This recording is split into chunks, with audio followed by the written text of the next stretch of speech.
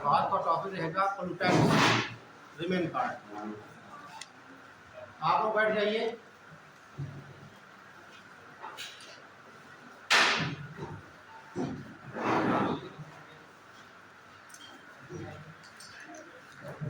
पिछली क्लास में बता रहे थे सल्फर डाइऑक्साइड के बारे में। इसमें 2 पॉइंट नोट कर लीजिए और 2 पॉइंट नोट करिए।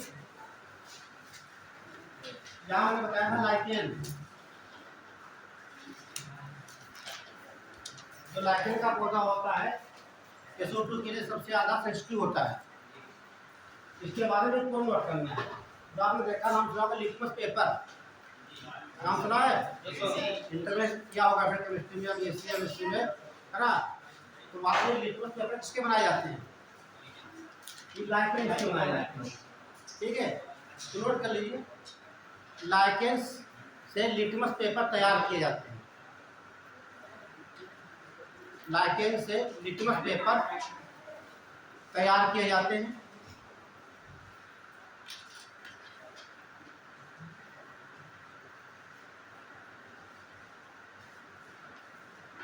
अब हेडिंग पढ़ी थी कार्बन मोनोऑक्साइड।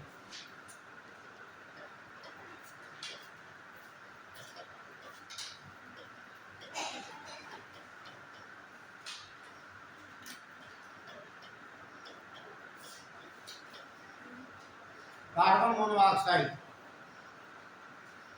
जैसे मैंने बताया था फोसिल ईंधन होता है, फोसिल, ठीक है, जो जीवाश्म ईंधन होता है। जैसे कोई जीवाश्म ईंधन है आपका, जीवाश्म ईंधन रहेगा। जब ईंधन का दहन होता है तो दहन 2 प्रकार से होगा। ये तो होता है पूर्ण रूप से, पूर्ण रूप से, एक अपूर्ण रूप से।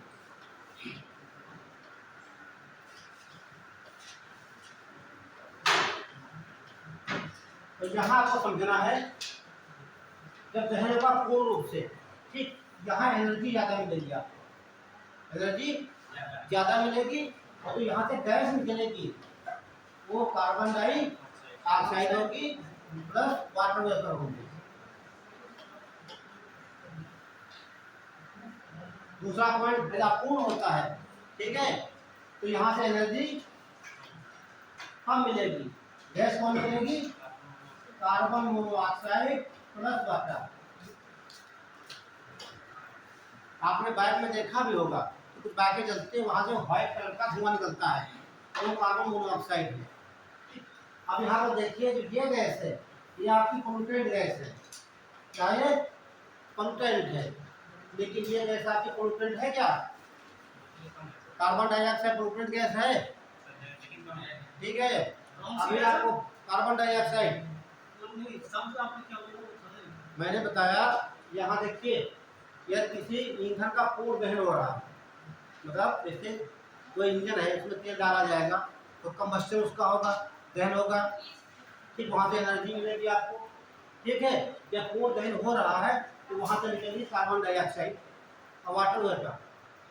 फिर अपूर्ण दहन हो रहा है तो एनर्जी कम मिलेगी आपको, क्लियर। लेकिन धुआं निकलेगा, उसमें कार्बन मोनोऑक्साइड की मात्रा अधिक होगी, वाटर वेपर होगी वो, ठीक। लेकिन जो कार्बन मोनोऑक्साइड एक पोल्यूटेंट गैस है, मतलब ये एक प्रदूषक है।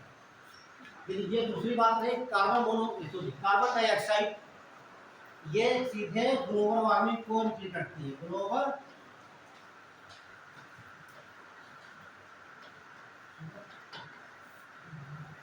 भूमंडलीय तापन में सबसे ज्यादा रोल कार्बन डाइऑक्साइड का पूछा भी जाता है, ठीक है।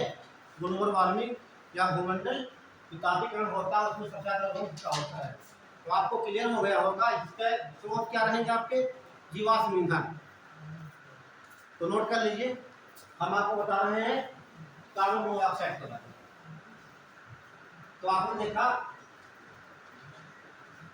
ये कार्बन मोनोऑक्साइड अपने स्रोत से निकलकर वातावरण में आएगी। कहाँ आएगी? वायुमंडल में आएगी। वायुमंडल के बाद बॉडी के अंदर पहुंचती है, आपकी बॉडी के अंदर पहुंचेगी तो ये हीमोग्लोबिन से रिएक्ट करती है। क्या करेगी? हीमो। वैसे होता क्या जनरली है, जो ऑक्सीजन जैसी है, ऑक्सीजन गैस हीमोग्लोबिन से रिएक्ट करेगी, बनाएगा HbO2। ये ऑक्सी हीमोग्लोबिन होता है, ये ऑक्सीजनेटेड ब्लड होता है। ये तो ये क्या क्या हीमोग्लोबिन ट्रांसपोर्ट करती है ऑक्सीजन को, या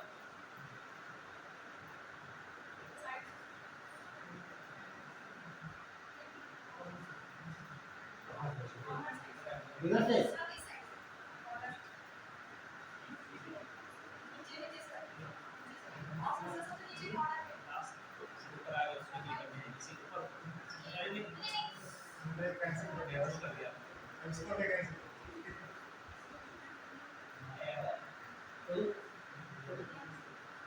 कहाँ से ये हो गया।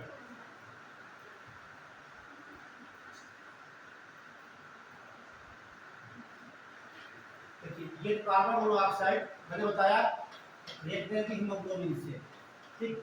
जब आपके अंदर जाएगी ऑक्सीजन की मात्रा कम हो जाएगी, जब बॉडी में ऑक्सीजन की मात्रा कम होगी तो आपको सांस लेने में समस्या होगी, मतलब आप ब्रीथिंग नहीं कर पाएंगे, तो आपका धीरे धीरे दम घुटेगा। क्या होगा? दम घुटेगा आपका। इसलिए इसे कहा जाता है दम घोटू गैस। कई बार यहाँ पूछा जा चुका दम घोटू गैस किसे कहा जाता है, तो क्या टिक करेंगे हम? कार्बन मोनोऑक्साइड को ध्यान नोट करिए। स्रोत में क्या लिखेंगे इसके, कहाँ से निकलेगा? सर हीमोग्लोबिन से कार्बन मोनोऑक्साइड आसानी हो जाती है, ऑक्सीजन कौन सी इसमें? हीमोग्लोबिन से। देखिए यहाँ भूलने की नहीं बात हो रही है, रिएक्शन की बात हो रही है, ठीक। जब आपकी बॉडी के अंदर ये पहुंचेगी तो हीमोग्लोबिन रिएक्ट करेगी, ठीक। करना किसको चाहिए था? ऑक्सीजन को। तो ऑक्सीजन की मात्रा कब पहुंचेगी आपके लंग्स में, तो आपको सांस लेने में समस्या उत्पन्न होगी, ठीक। तो ब्रीथिंग लेस होगी, तो क्या होगा? आपका दम घुट जाएगा।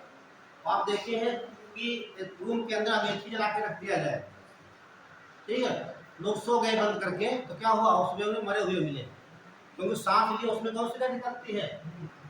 कार्बन। मैंने बताया खनिज, ये जितना कोयला जलेगा या तो ईंधन जलेगा, बैठने के लिए कार्बन मोनोऑक्साइड ये बॉडी के अंदर जाएगी, ठीक है, रिएक्ट करेगी हीमोग्लोबिन से, आप सांस लेने में समस्या उत्पन्न होगी और आपका दम घुट जाएगा।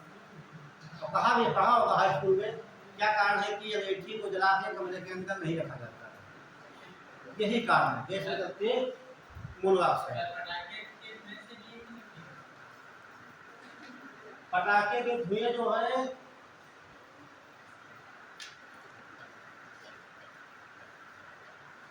हाँ निकलेगी, हाँ, ठीक। तो नोट कर लीजिए, स्रोत लिख लीजिए, जीवाश्म ईंधन, कार्बन मोनोऑक्साइड का स्रोत जीवाश्म ईंधन। हाँ, जीवाश्म ईंधन की बात करेंगे तो क्या आ जाएगा उसमें? जीवाश्म ईंधन की बात करेंगे तो पेट्रोलियम और कोयला। हाँ ठीक है, ठीक है। जीवाश्म ईंधन में दो बात करते हैं, पेट्रोलियम किसकी? पेट्रोलियम प्लस कोयले की बात करते हैं, दोनों से एनर्जी मिलती है। पेट्रोलियम में आपका पेट्रोल, डीजल, मिट्टी का तेल सब आ जाता है उसमें, वहां से निकलेगी। अगला क्वेश्चन करिए। कार्बन मोनोऑक्साइड को दम घोटू गैस कहा जाता है, दम घोटू गैस कहा जाता है। ये लाइन बहुत इंपॉर्टेंट है।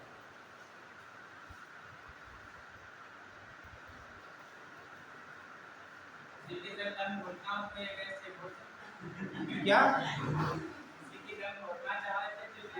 हाँ बिल्कुल दम घुट जाएगी, कोई मेडिकल रिपोर्ट नहीं आएगी, कोई मेडिकल रिपोर्ट नहीं आएगी। ये होगा कि दम, ये होगा कि जैसे आपने कोरोना काल में देखा, ठीक, ऑक्सीजन की कमी से लोगों की डेथ हो गई, दम घुट गया, वही कंडीशन यहाँ होती है। जब आपको ऑक्सीजन नहीं मिलेगी जितनी आपको ऑक्सीजन की आवश्यकता है,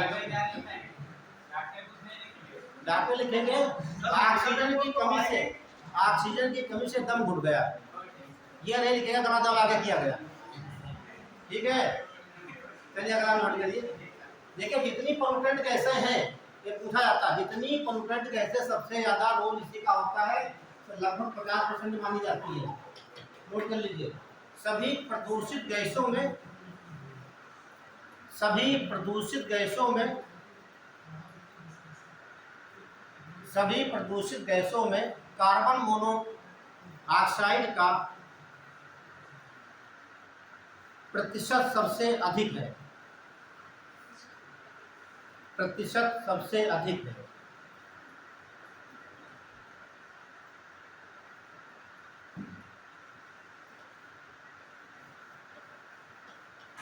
अब ये नाइट्रोजन के ऑक्साइड,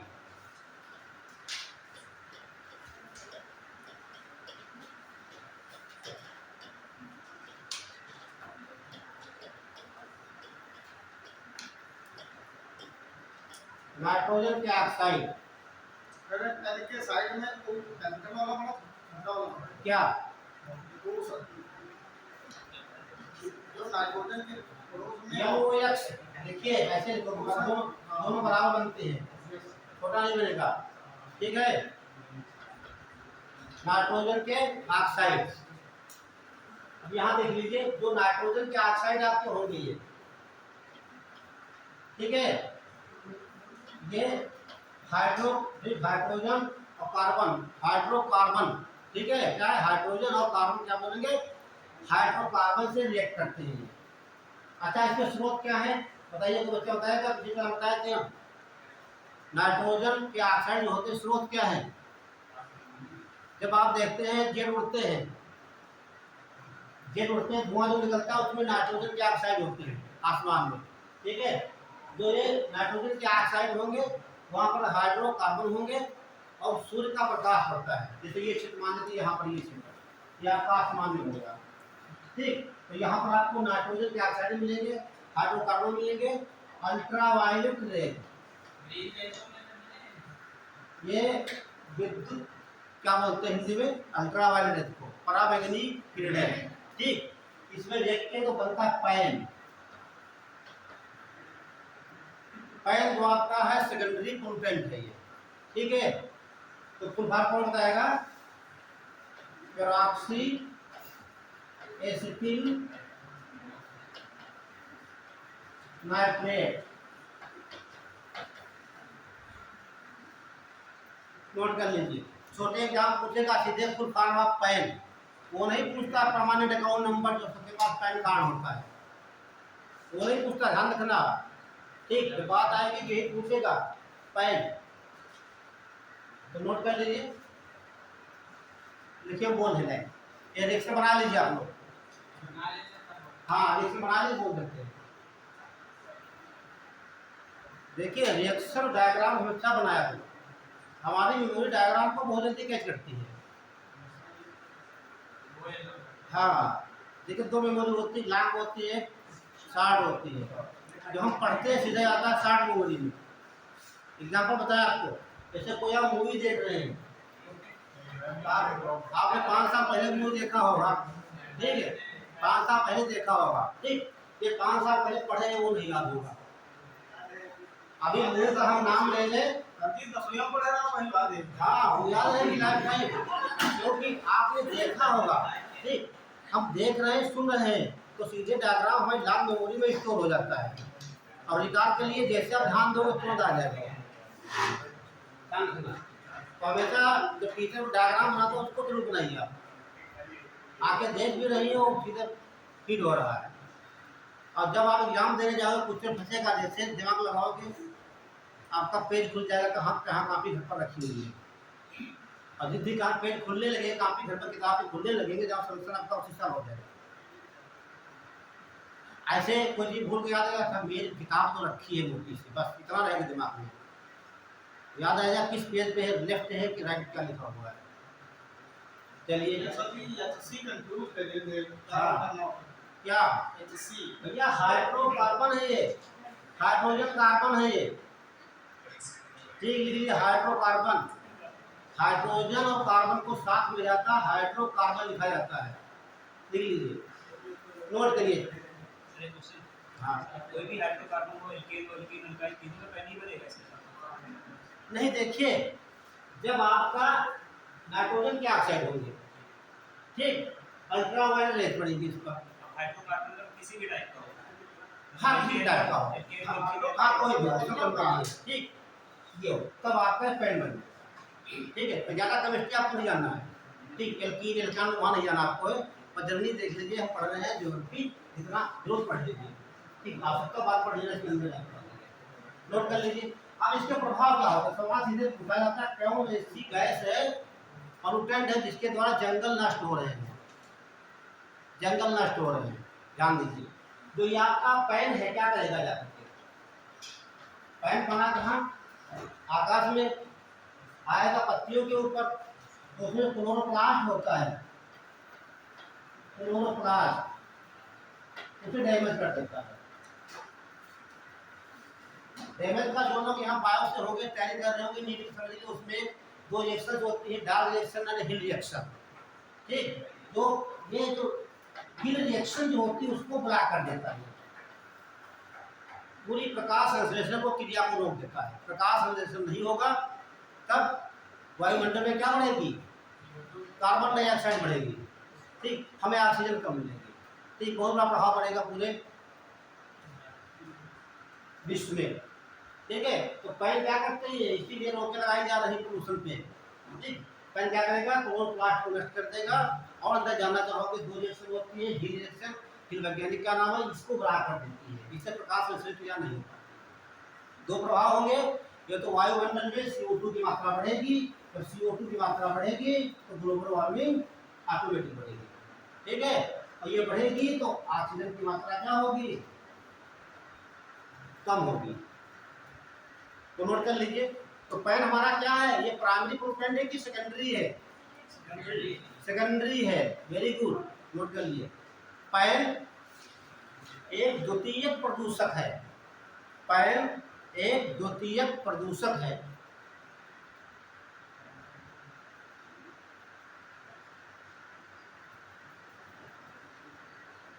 पूरा फुल नाम प्रॉक्सी एसिटिक नाइट्रेट। अगला पॉइंट लिख लीजिए, पैन, पैन पत्तियों में, मतलब पत्तियां कहाँ मिलेंगी, आप ग्रीन प्लांट्स में, ठीक है, पत्तियों में क्लोरोप्लास्ट को नष्ट कर देता है, क्लोरोप्लास्ट को नष्ट कर देता है,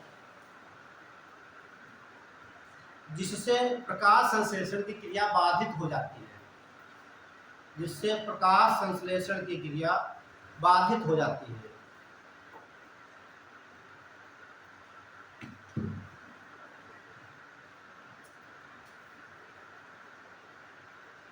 क्लियर, मैंने देखिए यहाँ पर दोनों कैसे बता दिया आपको, mainly SO2 plus NO yes. अगली हिंट डाल लीजिए, एसिड रेन, बहुत इंपॉर्टेंट, एसिड रेन।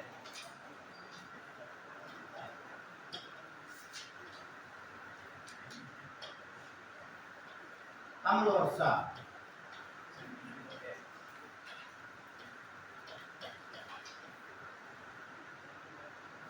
तो सवाल पूछा जाता है अम्ल वर्षा के लिए कौन सी गैसें जिम्मेदार हैं,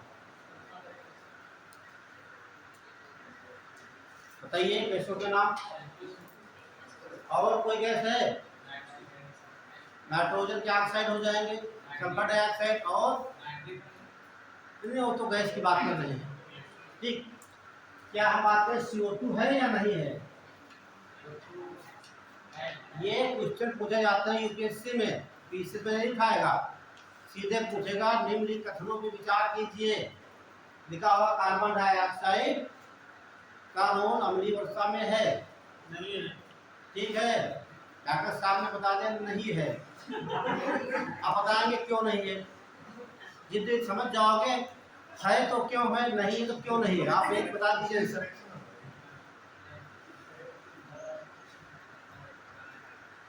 बता दीजिए, इससे कार्बोनिक अम्ल बनेगा जो हानिकारक नहीं होता। तो कार्बोनिक अम्ल क्या होता है, बी कैसे होता है, हाँ तो अम्ली, ऐसा, लेकिन SO4 स्ट्रॉन्ग एसिड है। मैंने अम्ल की बात की, अम्ल वर्षा का मतलब जो ऊपर से बरसे अम्ल के रूप में, उससे कहेंगे अम्ल वर्षा। हमको फार्मिक एसिड की नहीं जरूरत है, न ऐसी जरूरत है, जो आकाश में अम्ल बनेगा और पृथ्वी पर आएगा उसे क्या बोलेंगे हम, अम्ल वर्षा बोलेंगे, ना कि उसके प्रभाव को नहीं देख रहे हैं अभी, ये हमें नुकसान देगा कि उससे लाभ हो रहा है, फिर पौधों क्या प्रभाव पड़ रहा है कि हमारी त्वचा जल नहीं रही, जल रही है। मैंने एक क्वेश्चन किया था, क्या ये गैस अम्ल वर्षा में इसका योगदान है या नहीं है, आप बताइए, आप कहोगे है। अभी आपने बताया मैंने कार्बन एसिड। अभी देखिए हम बताते हैं, सुन लीजिए। तो ये मान लीजिए अम्ल वर्षा आपकी हो गई।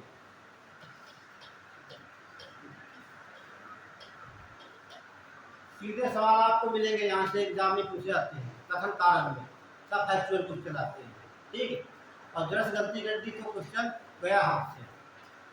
जो वनडे एग्जाम होते सीधे पूछे कौन सी गैस अम्ल वर्षा के लिए जिम्मेदार है, एक लाइन दिया होगा उसमें सल्फर डाइऑक्साइड, बस सही, आगे आपको नहीं पढ़ना कुछ। यूपीएससी में सब सवाल दिए होंगे, सब क्वेश्चन दिए होंगे, ठीक है। देखिए मैंने बात की SO2 की प्लस वाटर। वाटर का मतलब जब ये गैस कहाँ से निकलेगी, मैंने बताया आपको जितनी रिफाइनरीज है, जितने भट्टे हैं लगे हुए आप देखिए रोड पे, जितनी चिमनियाँ हैं, ठीक, या जो आपका इलेक्शन होते ज्वालामुखी दत्ता है, ये सब गैसें वहाँ से निकलती हैं। आप देखते हैं कितना औद्योगिकरण हो रहा है भारत में, जितने बहुत पिछले देश थे क्या हो रहा है, वहाँ औद्योगिकरण किया जा रहा है। औद्योगिकरण तो उद्योग लेंगे तो चिमनियाँ लगेंगी तो वहाँ धुआं निकलेगा, उसमें क्या होगा, सल्फर डाइऑक्साइड होगा, तो ऊपर वाष्प मिलेगी इसको, तो वाष्प से क्रिया करेगा तो क्या बनेगा, यहाँ पर एसिड बनेगा, ठीक। ये बनता है H2SO4। ये तो बात हो गई SO2 से। दूसरी देखते हैं नाइट्रोजन के ऑक्साइड प्लस वाटर, ये क्या बनेगा यहाँ पर HNO3। एक और देख लेते हैं यहाँ पर, ठीक, ये कार्बन डाइऑक्साइड आपकी हो गई प्लस जल, ये क्या बनेगा, ये बना, इसे आप जानते होंगे गंधकम या सल्फ्यूरिकम या तेजाब कहा जाता है, इसे बोलेंगे नाइट्रिकम या नाइट्रिक एसिड कहा जाता है, इसे बोलेंगे कार्बोनिक एसिड। क्या किसी ने कार्बोनिक एसिड टेस्ट चेक किया है, कार्बोनिक, हाँ वेरी गुड। देखिए जो कोल्ड ड्रिंक आपकी होती है, cold drink is a carbonic acid, ठीक है। अब डॉक्टर क्वेश्चन बताएंगे, ठीक है। तो कोल्ड ड्रिंक में कार्बन डाइऑक्साइड कहाँ से आती है, जब हम बोतल खोलते हैं, पूछा था सवाल है, तो कोल्ड ड्रिंक का बोतल खोली जाती है, उसमें से बहुत तेजी से गैस निकलती है, तो गैस तो होती है, कार्बन डाइऑक्साइड में बता दिया सर आपको, लेकिन ये गैस बोतल में कहाँ से आएगी, भरी जाती, हाँ ठीक है, भरी तो जाती तो पता हमको है, देखिए किससे निकाली जाएगी, वायुमंडल से ली जाएगी, तो ऐसा इस पे पराग डाला जाएगा। हाँ तो जो एजेंसी भरी जाती है उसका पूरा बताइए, प्रोपेन, ठीक, हाँ ब्यूटेन प्रोपेन क्या गैस है, कहाँ से इसका प्रोडक्शन हो रहा है, कैसे क्या बनी है, हाँ देख लीजिए, थोड़ा सा बता देते उनको, सुन लीजिए आप, देख लीजिए थोड़ा।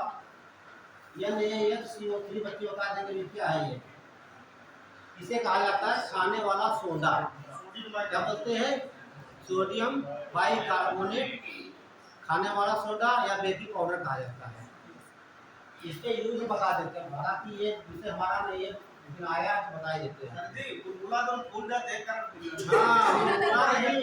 नहीं पूछते हैं, जो बेकरी लिखा है इसे बेकिंग पाउडर क्यों कहा गया, जो बेकरी जो होते हैं वहाँ डबल रोटियाँ बनती हैं, जाकर आटे में इसको मिला देते हैं, सुना हमारी बात, आटे में मिला करके तावे के ऊपर रख देते हैं, किसको, आटा, ये रख दिया यहाँ पे इतना मोटा सा, अब नीचे दे दिया हीट, जब ये हीट पाएगा तो यहाँ से निकलेगी कार्बन डाइऑक्साइड, वो क्योंकि हल्की होती है भागने की ऊपर कोशिश करती है, तो पूरा आपका ये फूल जाती है, डबल रोटी है, बंद हो या कुछ फूल जाती है, तो पूछा भी आता है। अब आपको रोटी फुलाना हो या कुछ फुलाना हो, डाल दीजिए हल्का सा, रोटी फूल जाएगी, जब फुलाना किसी को हो डाल देना। उसके अलावा जब आप पेस्ट करते हैं, कमेंट करेंगे, तो पेट फुलाना हो, मान लीजिए किसी का पेट फुला हुआ है, एसिड ज्यादा है, तो यदि हम इसको खा ले तो कम करने का नहीं करूँ। सुन लीजिए, एक बात समझ लीजिए आप लोग, ये एंटासिड है, ये क्या है, ये एंटासिड है, क्या है, इसे एंटी एसिड कहा जाता है।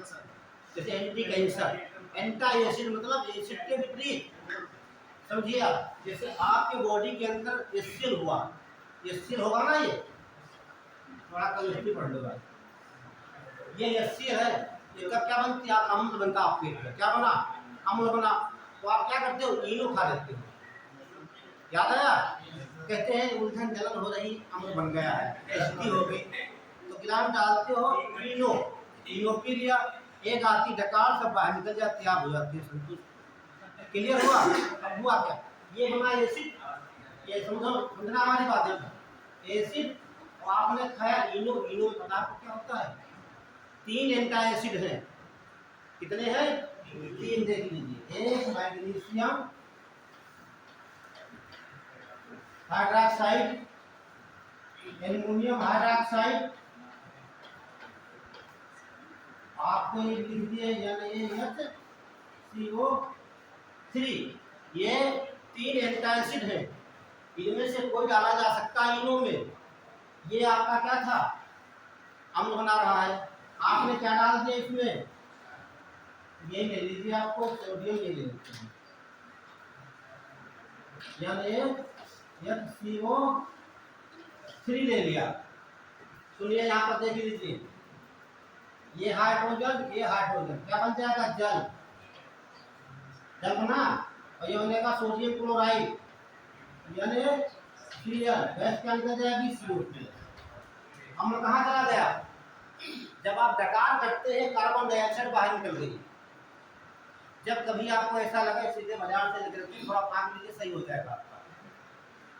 और जहाँ जैसे टूथपेस्ट वगैरह है, मंजन वगैरह, उसमें नहीं किया जाता उसको, जहाँ पर किसी फुलाना हो, किसी को पेस्ट करते हैं आप लोग, तो आपका कि जैसे मंजन लगाया वो भी सीधे कुछ नहीं होगा, जैसे उसमें लगा के 2 बार करेंगे, देखिए झाग निकलती है, वहाँ पर इसका ही होता है। और जो एक फायर सिलेंडर रखे होते हैं अग्निशामक, उसमें ही इसका प्रयोग किया जाता है। क्योंकि यहाँ कौन सी गई एसिड से क्रिया कराएंगे, देखिए मैंने करा दिया, क्या निकला, कार्बन डाइऑक्साइड। ये गैस कैसी है, ये आग बुझाने में मदद करती है, पूछा जाता है कौन सी गैस आग बुझाती है। चलिए बहुत केमिस्ट्री हो गई यार, मतलब अगर यहाँ पर शायद हमने वो ये बेसिस लिए हैं, MgOH magnesium hydroxide, aluminium hydroxide, इनकी जगह पे हम सोडियम हाइड्रोक्साइड ले लें तो अभी क्लास बाद पूछ हम दिया करा देंगे सोडियम हाइड्रोक्साइड, ठीक, ये नहीं हो इसलिए, ठीक है। ये मतलब ये आपके एंटासिड हैं, ये एसिड के विपरीत काम करेंगे, इसलिए आपको समाप्त कर देंगे। वो भी सारे एंटासिड है, कहाँ से एंटासिड है, सोडियम हाइड्रोक्साइड, वो तो कमल गैस है सब। किससे क्या कराएंगे आप, HCl से कराएंगे, आप क्या बनेगा, ठीक, ये कितना बन गया आपका, थोड़ा NaCl बन जाएगा, हम तो सब गायब हो जाएगा, गायब तो हो गया, लेकिन गैस निकली है जैसे आपने मुझसे, तो पेट फूल जाएगा आपका। हमें क्या निकालना है, जो अंदर गैस बनी है, ठीक, जब यहाँ देखिए CO2 नहीं निकल रहा, यहाँ पर है, जब एंटासिड डालेंगे यहाँ क्या निकलेगा, चार तो बनेगा, समय बनेगा, मतलब गैस निकलेगी, तो वो डकार रखते हैं, गैस निकलती है, वही निकलती है, और यही मिलाते हैं कोल्ड ड्रिंक की बोतल में, तभी वो गैस निकलती है, चलिए आगे। तब ये क्या लिखा रहता है,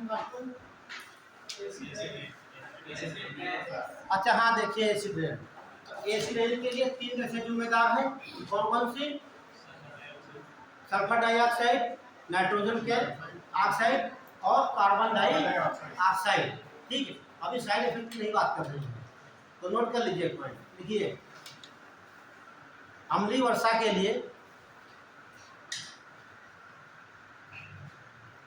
अम्लीय वर्षा के लिए मुख्यतः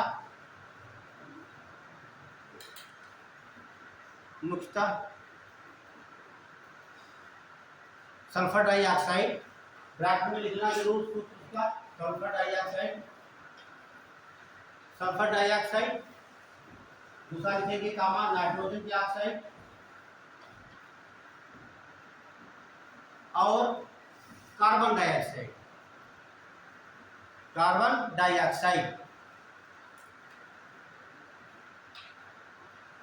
इनमें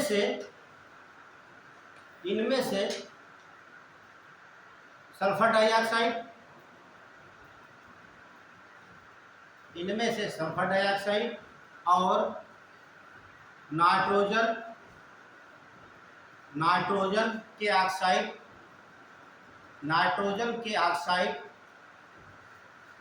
द्वारा बना अम्ल अम्ल अम्लीय वर्षा कहलाता है, जो कि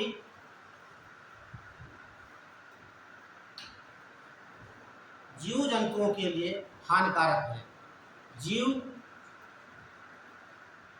जंतुओं और पेड़ पौधों भी लिख लेना, जीव जंतुओं और पेड़ पौधों के लिए हानिकारक है। तो सर एक टर्म फंस गया। उसमें फंसेगा, सर फंस गया, बस आपको आगे। लिखने दीजिए।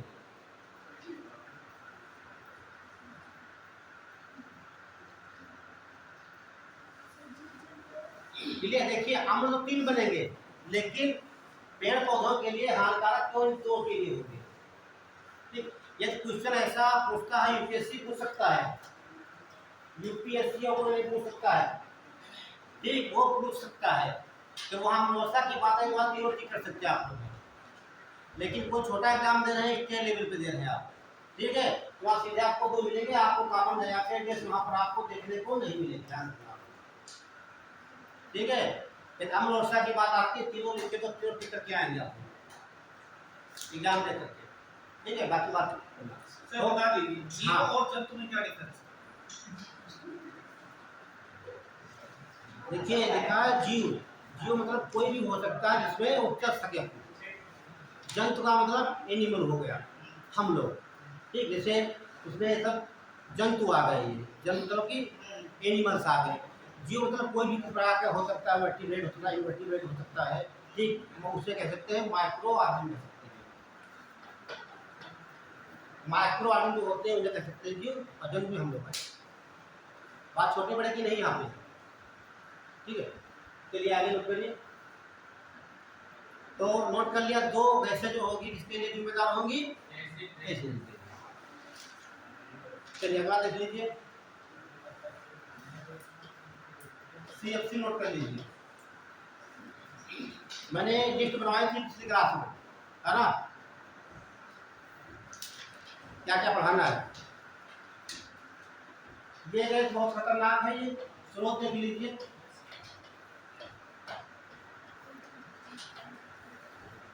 स्रोत कहाँ से निकलेगी? ये रेफ्रिजरेटर से, नोट कर लीजिए, रेफ्रिजरेटर। नाम सर क्लोरोफ्लोरोकार्बन। हाँ हाँ, क्लोरोकार्बन नोट कर लीजिए। क्लोरोकार्बन,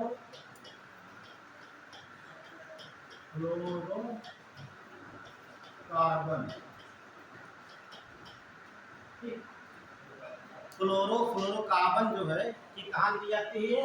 ध्यान देना, नोट कर लीजिए। ये तो रेफ्रिजरेटर हो गए आपके, और ये फार्म जो होती है, फार्म हमने गद्दे उद्दे के बनाए जाते हैं। गद्दा देखा है? अरे वही शादी में हम दिए नहीं मिलते, ठीक, अब आ रहा है, ठीक, फार्म गद्दे बनाए जाते हैं। ठीक है, तो गद्दे जो होती है उसमें इनका यूज होता है। उसके अलावा जो रेफ्रिजरेटर होता है उसमें फ्रियान गैस बन जाती है। एक पूछा था सवाल, ठीक है। ये अब तो हटा देंगे, इसके जगह अमोनिया भरी जा रही है, ध्यान रखना, ठीक है। अब ये नहीं आती है, अमोनिया भरी जाती है। लिखिएगा आप, देखिए रेफ्रिजरेटर में फ्रियान गैस भरी जाती थी,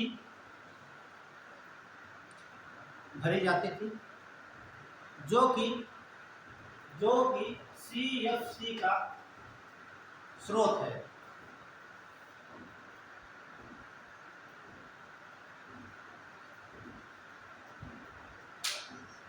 सी, ये लाइन बहुत इंपॉर्टेंट है, ठीक है। CFC global warming, CFC global warming यानी भूमंडलीय तापन की बात करेंगे, ठीक। CFC ग्लोबल वार्मिंग में अहम भूमिका निभाती है, अहम भूमिका निभाती है।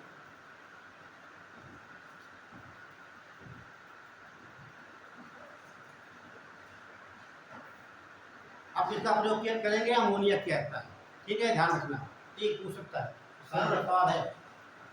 आगे लिख लीजिए। सर जी, हाँ, अभी आपने टर्म यूज किया रेफ्रिजरेटर, रेफ्रिजरेटर सब रेफ्रिजरेंट।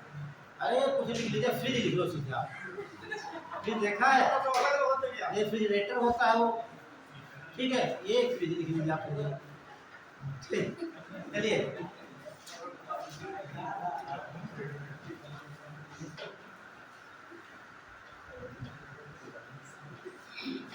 लिख लीजिए फोटोकेमिकल स्मग, ये पूछा आता है, ठीक है, फोटोकेमिकल स्मग में कौन कौन से कैसे होती है, इतना लिखना है इसमें, ज़्यादा नहीं। फोटोकेमिकल स्मग, फोटोकेमिकल स्मग आपको बताया था अभी वो थ्री पैन, ठीक, नोट कर लीजिए। और ये ऑप्शन में दिया है NOx, तब यह तीनों टिक कर दीजिए ध्यान से, ठीक।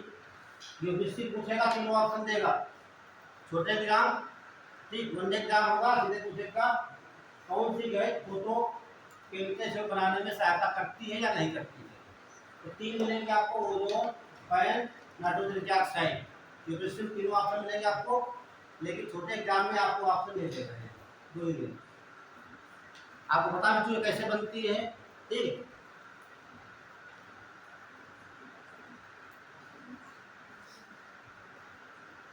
और डाल लीजिए ग्रीन हाउस कैसे,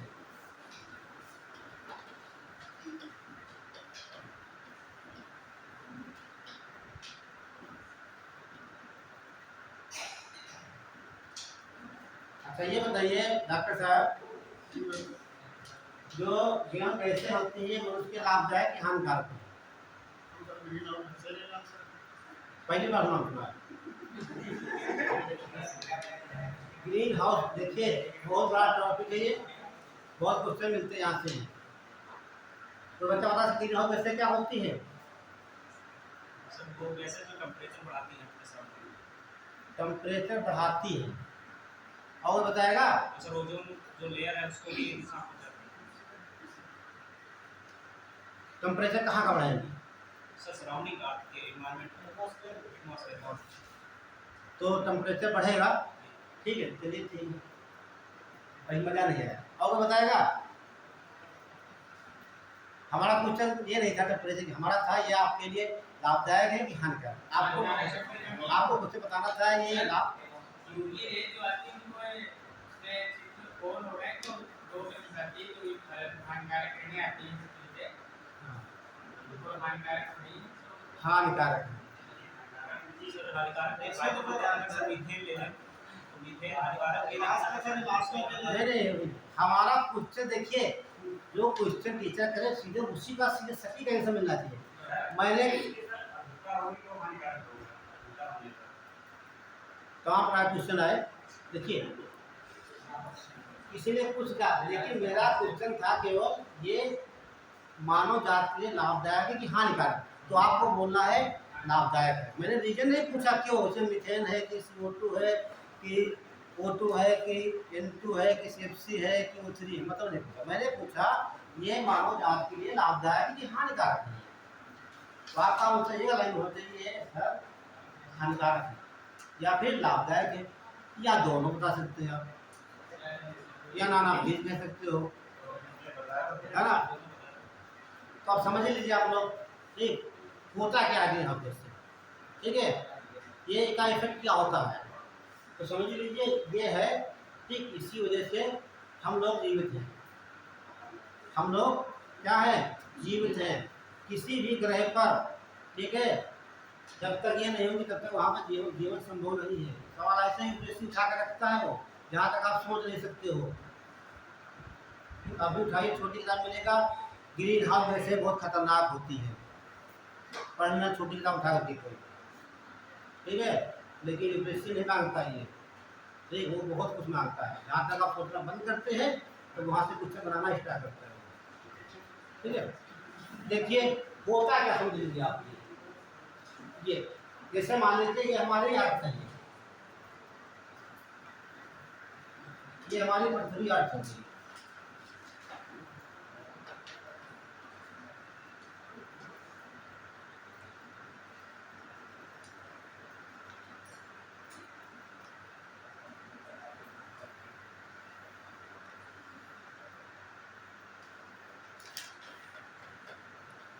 ये सन हो गया। सन दिन में होगा ना, ठीक, तो प्रकाश यहाँ पर आएगा, तो ये भाग आपका है, कैसा होगा ये, इसे ऊष्मा मिलेगी, समझना हमारी बात, इसे क्या मिलेगी, ऊष्मा मिलेगी। लेकिन जब पृथ्वी ऐसे घूम के उधर चली जाएगी, ये भाग अंधकार हो जाएगा, ये कैसा हो जाएगा, प्रकाश में हो जाएगा। मान लीजिए प्रकाश यहाँ पर था, ठीक, अब ये सूर्य हमारा नहीं है, सूर्य गायब हो गया, अब हो गई शाम। तब होता क्या देखिए शाम में, ये आपका क्षेत्र हो गया आठवां, ये आपका आठवां, और आकाश में आपने बादल भी देखे होंगे, देखा है,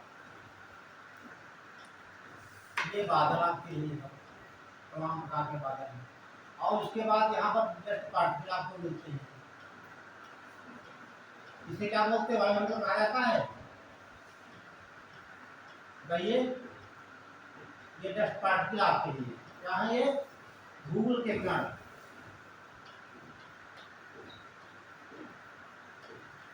ये आपके बादल हो गए।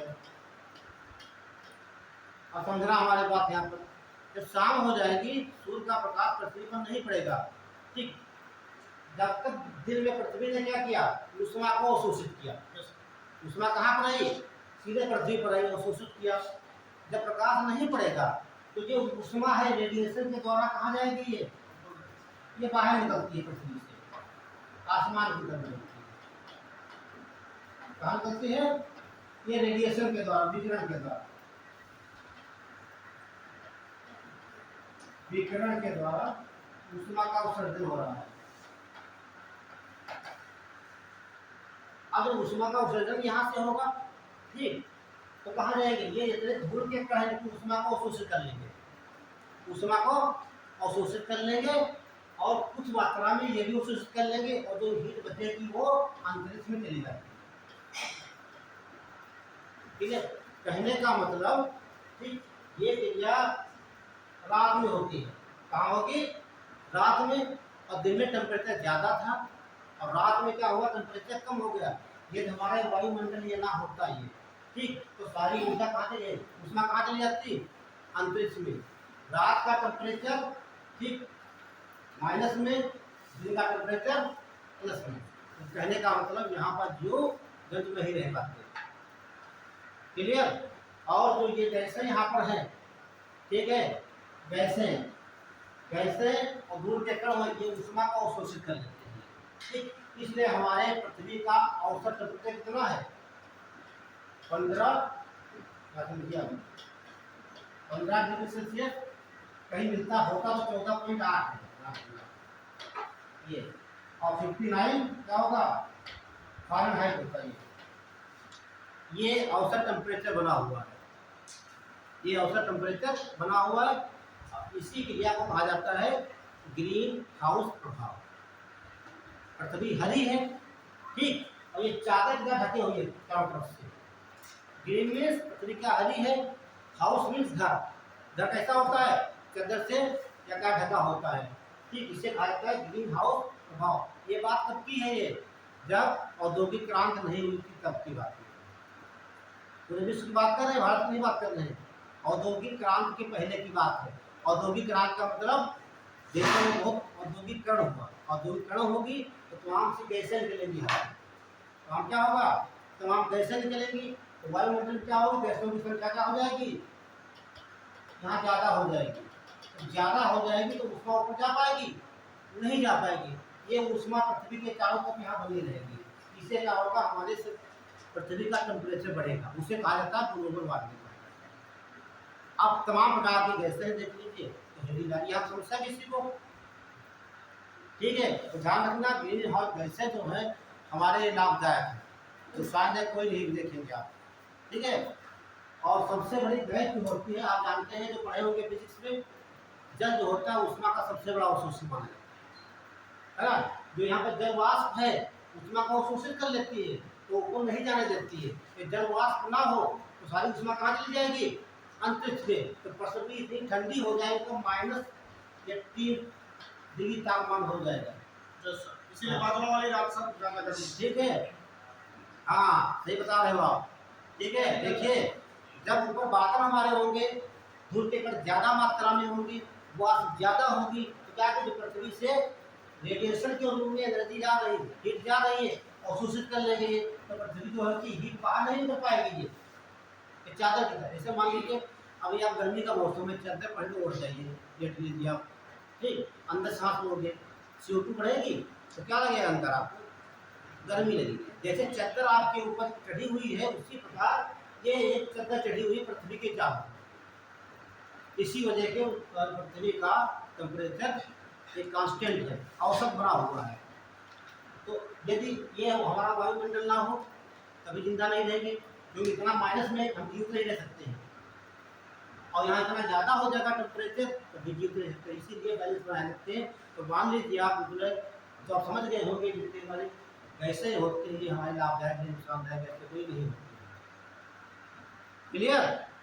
अब कौन कौन से कैसे होती है उसमें कुछ नुकसानदायक भी मिलेंगे आपको 100%, लेकिन जो आपको पूछा जाएगा आपका ग्रीन हाउस इफेक्ट जो है, ठीक है, ग्रीन हाउस इफेक्ट आपके लिए क्या है, लाभदायक है, कहीं से भी नुकसानदायक नहीं है।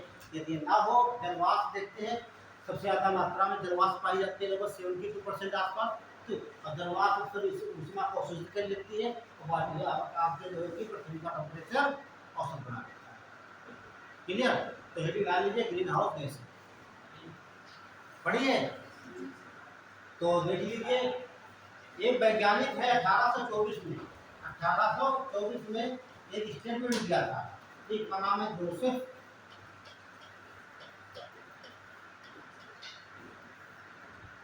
फोरियर।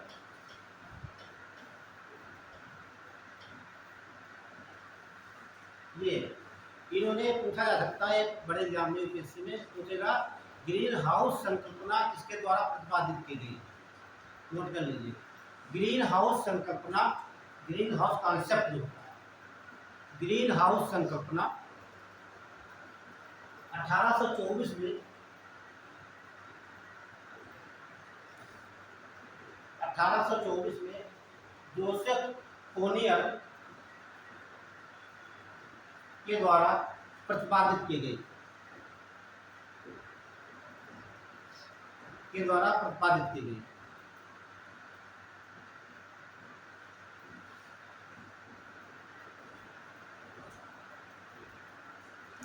तो अब देख लीजिए, आपको ट्रिक बताते हैं, ये ट्रिक बहुत सिंपल है, सब कहीं मिल जाएगी आपको।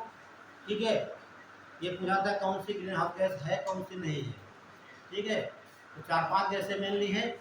सवाल यूपीएससी क्या पूछेगा निम्नलिखित में कौन सी गैस है जो सबसे ज़्यादा प्रभाव डालती है ग्रीन हाउस गैसों में, मतलब सबसे अधिक मात्रा में पाई जाने वाली कौन सी ग्रीन हाउस गैस है। ठीक है, तो यदि बात करें जलवाष्प की, जलवाष्प है या नहीं है, डॉक्टर साहब बताइए। जलवाष्प का मतलब भाप है, वेरी गुड। ठीक है, तो ट्रिक लिख लीजिए आप लोग, ट्रिक।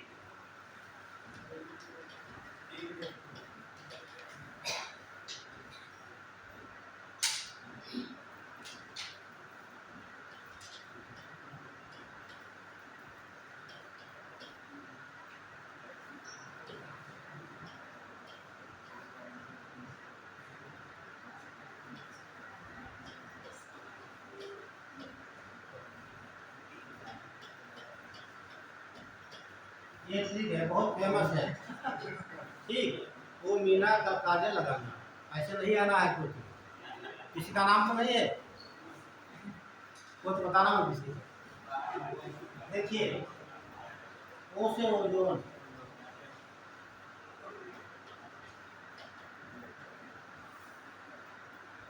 ओजोन को प्रभाव डालती है। सुन लीजिए, यदि आपकी अर्थ है, ठीक है, यहाँ पर और यहाँ पर, ये आपका है सौरमंडल, ट्रोपोस्फीयर, ये स्ट्रेटोस्फीयर। यहाँ पर है नष्ट होगी तो बहुत जीना मुश्किल हो जाएगा, ठीक है। और यहाँ पर है तो क्या करेगी ये,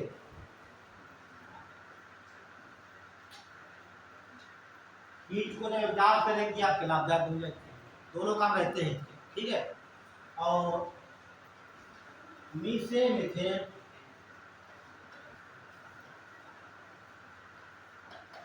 फार्मूला लिख देते हैं, वो 3 होता है CH4, ना से हो जाएगा हाँ N2O नाइट्रस ऑक्साइड,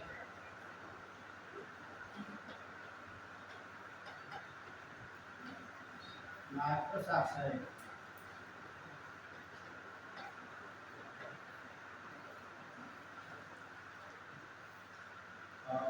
ये तो आप सब जानते हैं, क्लोरोफ्लोरो कार्बन आपके होंगे, और का से कार्बन डाई ऑक्साइड, और जल से जलवाष्प।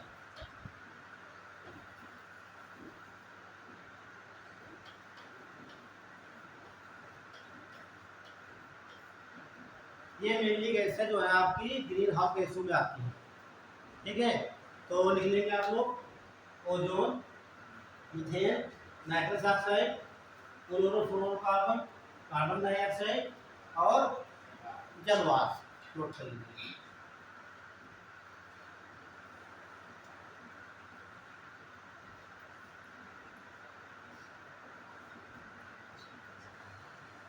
नोट कर लिया, लाइन क्रम से नोट कर लेना, कैसे भी याद कर लीजिए आप।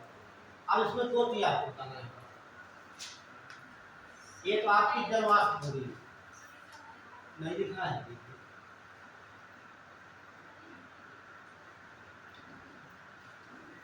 ओजोन, मीथेन, नाइट्रस ऑक्साइड, ये तो आप बता चुके हैं पहले, क्लोरोफ्लोरोकार्बन, कार्बन डाइऑक्साइड और जलवाष्प। हो गया। तो यहाँ देखेंगे, पहले लिख लेंगे नंबर 1 पर जलवाष्प,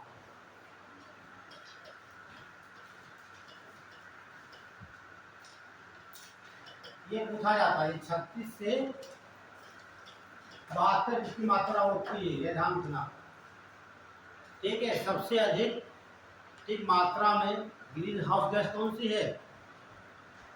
अच्छा, इसे गैस क्यों गए हम, इसका हिंदी में था जलवाष्प। जलवाष्प होता क्या है? भाप भी तो होती पानी की है, भाप उठते देखा है, पानी का भी रखते हो, हाँ, तो भाप वही जलवाष्प होती है, जल की वाष्प भाप होती है, इसलिए इसने कहा है गैसों में आते हैं। और ये ऊष्मा को शोषित कर लेती है, बाहर नहीं निकलने देती है, ठीक है। रात के सबसे ज्यादा होती है, हाँ, सबसे ज़्यादा उसमें इसी की होती है, इसी की भाप की होती है। बताइए, रूप ऊष्मा सबसे ज़्यादा भाप की होती है कि जल की होती है? भाप की। कैसे? सुन लीजिए, शाम का जाना बॉयल करना पानी, पहले हाँ बॉयल हो जाए, उसमें उंगली डाल देना, उसके थोड़ी देर बाद भाप में लगा देना। अब देखना दोनों में कंपेयर करना किसमें जलन होगी, जलन किसमें ज़्यादा होगी? भाप वाले में, भाप में ऊष्मा ज़्यादा होगी। ऐसा करना मत, पेट क्या एडिशन की तरह अगर क्या होगा, दोनों हाथों पट्टी बंधी हो, सर ने बताया, पढ़ा होगा एडिशन के बारे में आप लोगों ने, है ना। चलिए आगे देखिए, फिर आती है कार्बन डाइऑक्साइड।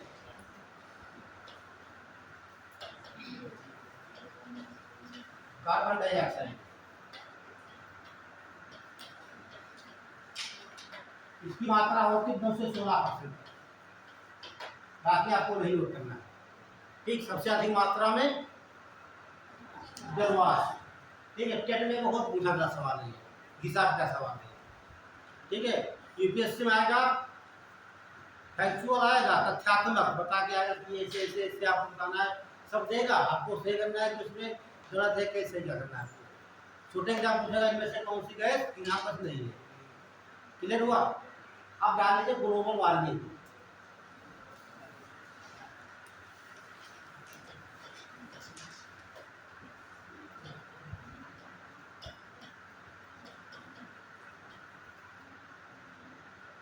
ये समझ लीजिए ग्लोबल वार्मिंग और इसके प्रभाव। अच्छा, कोई बच्चा बता सकता है, मुकेश बता देंगे अभी, देखना कि ये पूछा जाए ग्लोबल वार्मिंग ये कोई सकारात्मक प्रभाव है? सकारात्मक मतलब जिससे आपको लाभ होता हो? नहीं है, ठीक है। ये हो गया, इससे कहाँ जा रही है? यहाँ से वेरी गुड, ठीक है। कंप्यूटर से बहुत परे है ना। चलिए, ग्लोबल वार्मिंग ये हुई कैसे? आपको ये बताया, जैसे ये थी पृथ्वी आपकी, अर्थ आपकी हो गई, यहाँ पर क्या हुआ? यहाँ पर डस्ट पार्टिकल की संख्या अधिक हो गई, ठीक है। और ये आपके बादल है, ये आपके बादल, इनकी संख्या ज्यादा हो गई। जब रात में रेडिएशन होगा, ठीक, तो ऊष्मा अंतर में जा पाएगी? नहीं जा पाएगी, ठीक है। तब होगा क्या? तब यहाँ का ताप बढ़ेगा, पृथ्वी का भी ताप बढ़ेगा। तो ताप बढ़ना कहने का मतलब पृथ्वी में सामान्य तापमान आपका 14.8 डिग्री सेल्सियस है। इससे तापमान में वृद्धि हो रही है, तो उसे कहा जाता है ग्लोबल वार्मिंग। इसके लिए सबसे ज्यादा जिम्मेदार चीन देश है। एक करंट का सवाल है, चीन, क्योंकि विश्व में सबसे ज्यादा मात्रा में कार्बन कौन निकालता है? चीन। तो चाइना है, नोट करा देंगे आपको, चाइना। दूसरा स्थान यूएसए का, तीसरा का इंडिया का, ठीक है, इंडिया। तो नोट कर लीजिए, लिखिए नोट, या नोट की नोट लिखिए। कार्बन उत्सर्जन में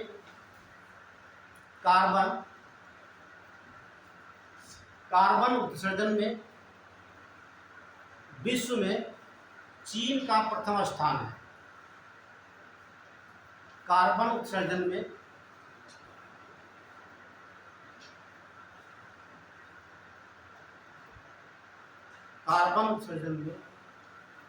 विश्व में चीन का प्रथम स्थान है। देख लीजिए यहाँ पर ये लिखा है आपका चाइना। ये करता 30% पूरे विश्व का कार्बन उत्सर्जन, ठीक है। कितना करेगा?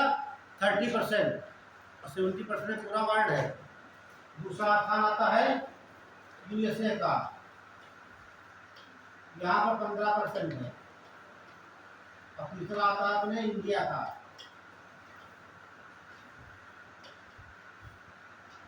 इंडिया में कितना है? नोट कर लीजिए, देखने को मिलेगा एग्जाम में, ठीक।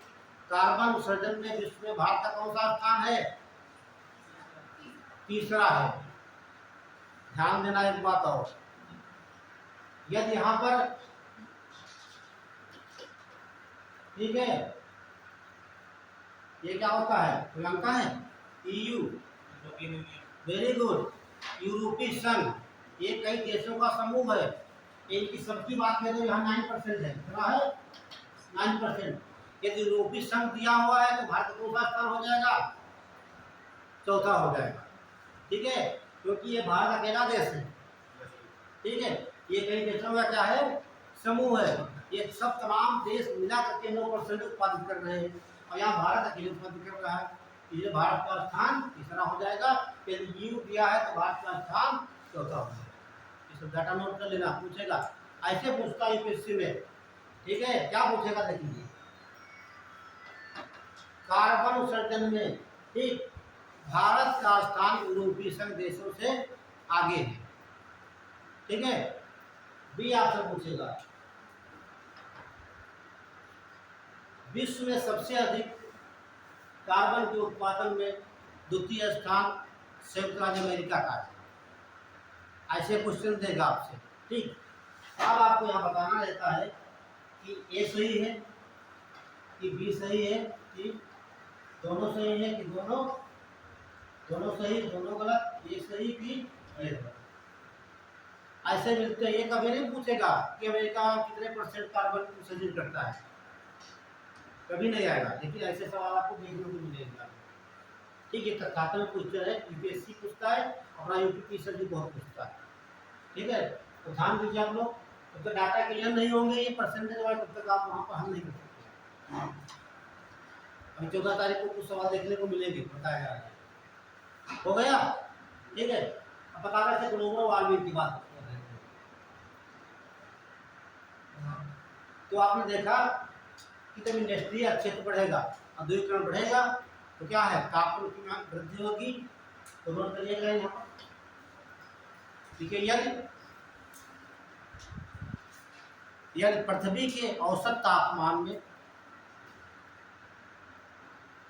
यदि पृथ्वी के औसत तापमान में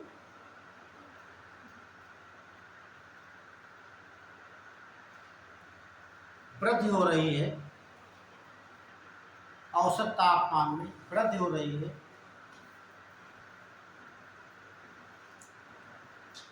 तब इसे ग्लोबल वार्मिंग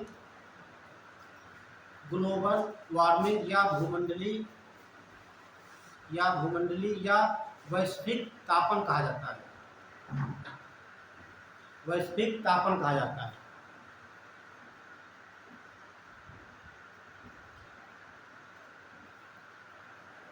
क्लियर? देखिए, इस पृथ्वी के तापमान में वृद्धि हो रही है तो उसे क्या बोलेंगे, ग्लोबल वार्मिंग बोलेंगे, या भूमंडलीय तापन बोलेंगे, या वैश्विक तापन बोलेंगे। कुछ एग्जाम ऐसे सीधे होते हैं कि तो उसमें सीधे एक पूछ लेता है। अब देखिए कौन कौन कैसे जिम्मेदार होती है, इसमें नोट कर लीजिए। देखिए, ग्लोबल वार्मिंग के लिए जिम्मेदार कैसे, ये लाइन बहुत इंपॉर्टेंट है।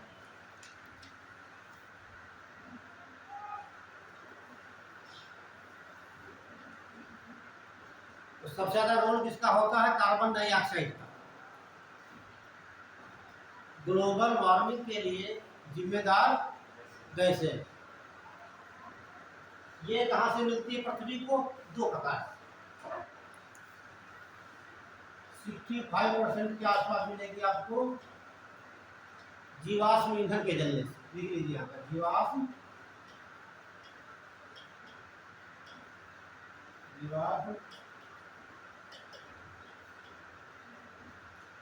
ईंधन के दहन से,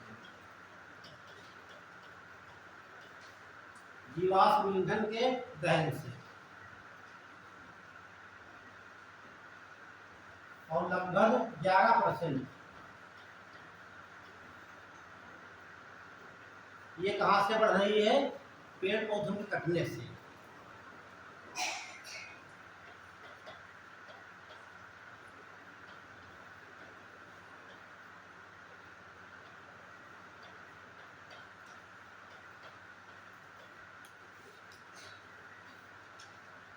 आप समझ लीजिए, नंबर 1 पर मैंने आपको दिखाया है कार्बन डाइऑक्साइड। तो ग्लोबल वार्मिंग की सबसे ज्यादा गैस कौन सी होगी, कार्बन डाइऑक्साइड के लिए। कार्बन डाइऑक्साइड जो है ग्लोबल में सबसे ज्यादा भूमिका निभाती है। तो देखिए 65% आती जीवाश्म। तो ये जीवाश्म ईंधन जो होता है, जैसे पेट्रोलियम है, डीजल है, तो प्रकार के ईंधन जिससे एनर्जी प्राप्त होती है, उनके जलने से कौन सी गैस निकलेगी, CO2 कितने परसेंट, 65%। जब मकान बनेंगे, जैसे ये बिल्डिंग बनी हुई, देखिए यहाँ कितना सामान लकड़ी का है, लगा हुआ सब ये तो फर्नीचर लगे हुए, ये कहाँ से बनेंगे, जब पेड़ों को काटेंगे, है ना, ये काटेंगे पेड़ों को। और पेड़ कटते क्या है, देखिए यहाँ सुनिए, पेड़ क्या करेंगे, पेड़ जो है हमारे, जैसे मान लीजिए कोई एक पत्ती है, लीफ है,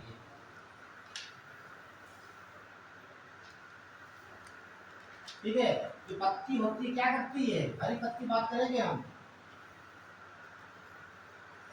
इसमें छोटे छोटे छिद्र ऐसे होते हैं, स्टोमेटा कहा जाता है।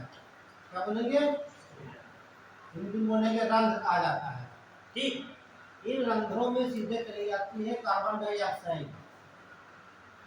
ठीक है, जो पत्तियां होती है आप देखते हैं, पत्तियों में छिद्र होते हैं, उनके द्वारा ये CO2 कहाँ चली गई, पत्ती के अंदर। पत्ती की क्रिया होती है प्रकाश संश्लेषण। क्या होता है, प्रकाश संश्लेषण, प्रकाश की उपस्थिति में संश्लेषण किसका, भोजन का। तो पेड़ पौधे भोजन क्या बनाते हैं, ग्लूकोज बनाते हैं। यहाँ तो बनेगा भोजन ग्लूकोज, ठीक है, ग्लूकोज बनेगा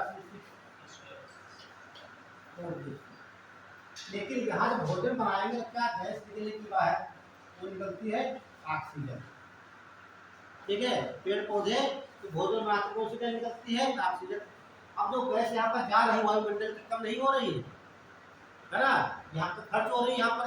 लेकिन जब हम पेड़ों को काट देंगे तब ये पत्तियां नहीं ले पाएंगी, तो क्या होगी, ये वायुमंडल में इसकी मात्रा बढ़ेगी। तो पेड़ पौधे काटने से 11% जो है कि CO2 बढ़ती है, तापमान में वृद्धि। क्लियर हुआ? तो ध्यान रखना, पेड़ पौधों को काटने से CO2 की मात्रा बढ़ती है। सवाल ऐसे मिलेंगे आपको कथन कारण में, तो हमारे पास सोचने के लिए मजबूर हो जाओगे, पेड़ पौधों को काटने से CO2 मात्रा कैसे बढ़ेगी। ठीक है, कैसे बढ़ेगी आपको मैं बता दिया। पेड़ पौधे जो भोजन बनाते हैं बिना CO2 के नहीं भोजन बना सकते हैं, तो पेड़ पौधे नहीं रहेंगे तो भोजन नहीं बनेगा इनका। ठीक, और समस्या हमारे लिए भी उत्पन्न हो जाएगी, हमें ऑक्सीजन नहीं मिलेगी। इसके लिए सरकार प्रयास करे, तुम्हारी योजना चलाती है कि पेड़ पौधों को लगाइए आप। दूसरा नंबर के लिए यहाँ पर CFC, इसका रोल लगभग आपका है 24%।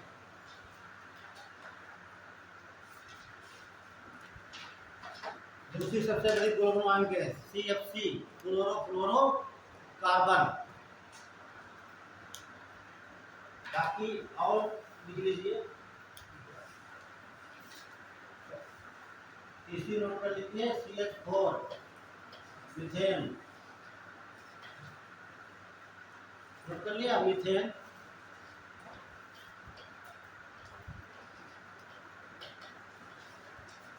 अगला N2O,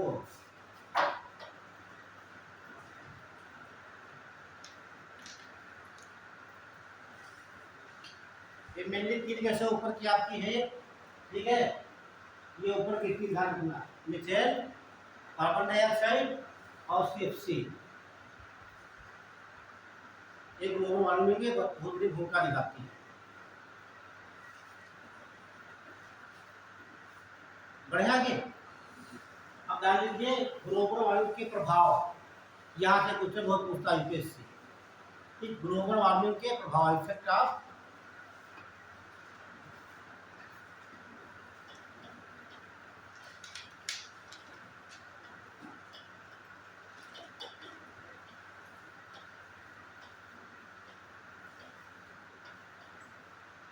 प्रभाव 2 प्रकार से पड़ेंगे पृथ्वी पर।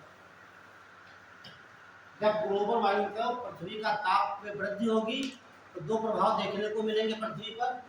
एक तो सकारात्मक होगा,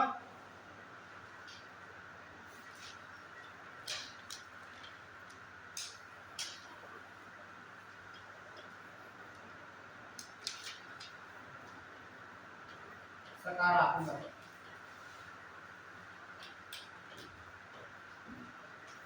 दूसरा नकारात्मक।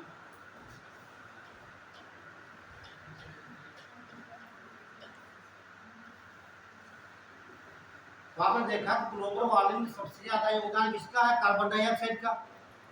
तो कार्बन डाइऑक्साइड गैस हमारे लिए महत्वपूर्ण है कि नहीं है। एक पृथ्वी की समस्त कार्बन डाइऑक्साइड को नष्ट कर दिया जाए तो पृथ्वी पर जंतुओं पर क्या प्रभाव पड़ेगा, मर जाएंगे, जिंदा रहेंगे, सब मर जाएंगे। तो जितनी ये खतरनाक है ग्लोबल वार्मिंग के लिए, उससे ज़्यादा ये लाभदायक है हमारे लिए। ठीक है, जो ऑक्सीजन प्राप्त हो रही है पौधों से, तो CO2 की वजह से प्राप्त हो रही है। CO2 ना हो वायुमंडल में तो भोजन नहीं बनेगा पौधों का। ठीक है, और पौधे सब मर जाएंगे। कहने का मतलब ये CO2 ना हो तो हमें ऑक्सीजन प्राप्त नहीं होगी, तो हम जीवित नहीं रहेंगे। यदि हम नहीं रहें, ठीक है, हम ना रहें और तो CO2 मिलेगी नहीं मिलेगी, क्योंकि जीवाश्म ईंधन का दोहन नहीं कर पाए। कौन करेगा, मनुष्य करता है, तो वहाँ से गैस निकलती है, हम भी गैस निकालते हैं, तो तमाम प्रकार के जो जंतु गैस निकालते हैं, वो सब मिलाकर वायुमंडल में रहती है। तो होगा क्या, पौधों का उत्पादन बढ़ेगा कि घटेगा।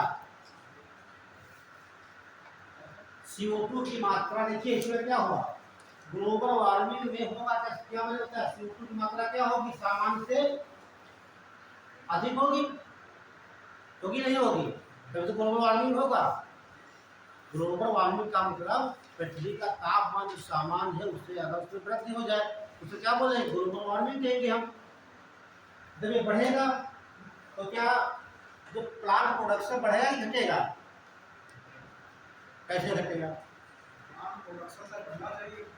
बढ़ना चाहिए, नहीं बढ़ेगा, क्योंकि तो वायुमंडल में CO2 की मात्रा बढ़ेगी, पेड़ पौधों को क्या मिलेगी, ज्यादा मात्रा मिलेगी, ज्यादा प्रकाश संश्लेषण यहाँ पर होगा, तो ज्यादा हमें ऑक्सीजन मिलेगी, ज्यादा भोजन बनाएंगे नहीं बनाएंगे, और को इन्हें ऑक्सीजन CO2 कम मिलेगी तो प्लांट का प्रोडक्शन कम होगा। ग्लोबल, ये कितना बढ़िया पॉइंट है, इसमें से पूछता है, ठीक, ग्लोबल वार्मिंग बढ़ने से ठीक प्लांट प्रोडक्शन बढ़ता है।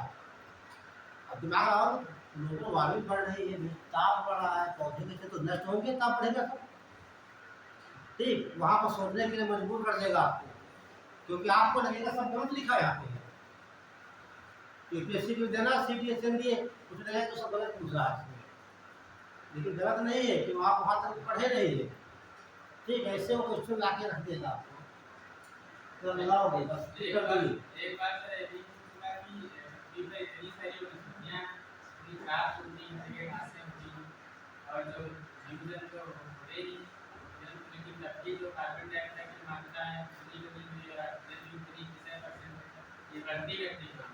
हाँ, बढ़ती घटती इसलिए नहीं है, ठीक है, क्योंकि हम लोग ज़्यादा कर होते हैं, लेकिन उसके अलावा जैसे आप देखे हैं कि जैसे प्रोडक्शन से माने जीवाश्म, मैंने बताया कि सबसे ज्यादा 65% कहाँ निकल रही है, जीवाश्म ईंधन से निकल रही है, ठीक, जितनी मात्रा में निकल रही है उसी मात्रा में इसका यूज भी है।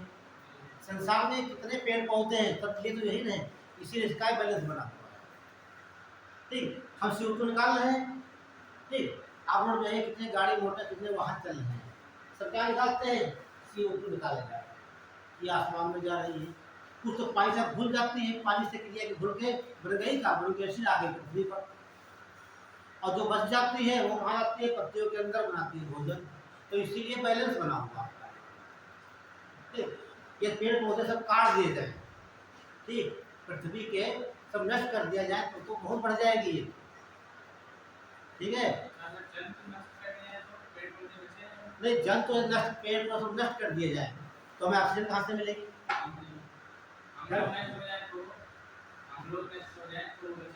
हम लोग नष्ट हो गए तो जीवाश्म ईंधन का दोहन कौन करेगा, कोई नहीं करेगा, तभी बनेंगे भाई। जीवाश्म ईंधन का हम कहाँ निकालते हैं, पृथ्वी के अंदर खोद के निकालते हैं, ठीक, जब जीवाश्म ईंधन बाहर अंदर से खोद के निकाला गया तो ऊपर आया, उससे एनर्जी बनी, तभी तो CO2 का निकलेगी, क्लियर, कि तो वहाँ पर क्वेश्चन मिलेगी आपको, तो यहाँ लिख लीजिए प्लांट प्रोडक्शन इंक्रीज होगा,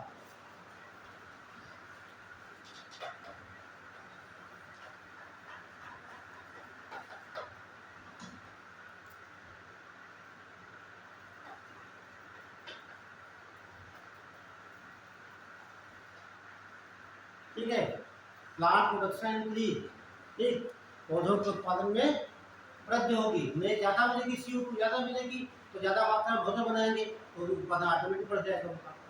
अब ये समझ लीजिए यहाँ से निगेटिव प्रभाव क्या है, ये बहुत इंपॉर्टेंट है। पहला पॉइंट देखिए, जब ताप बढ़ेगा, आप जानते हैं जो अर्थ हमारे ये है,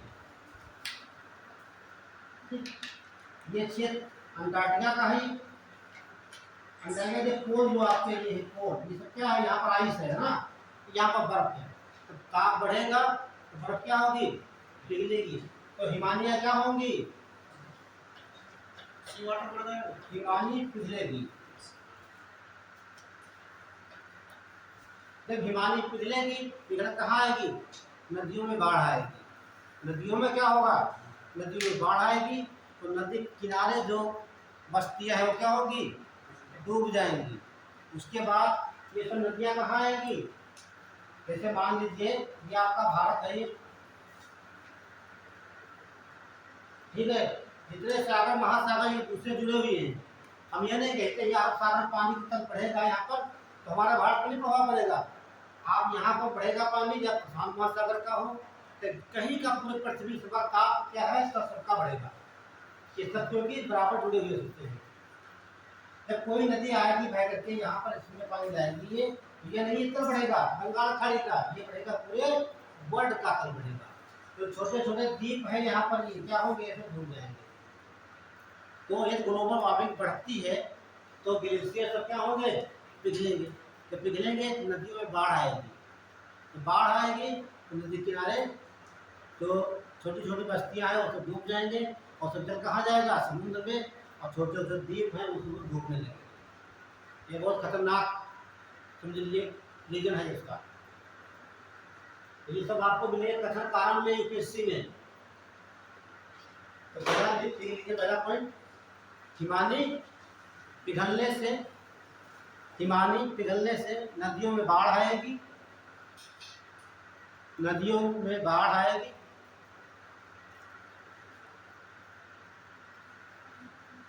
नदियों में बाढ़ आएगी जिससे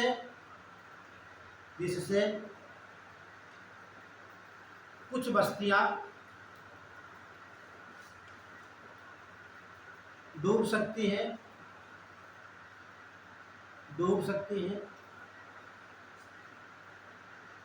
और समुद्र के जल का तल बढ़ने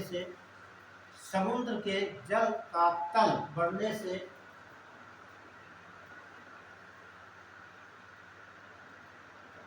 छोटे छोटे द्वीप संकट में आ सकते हैं।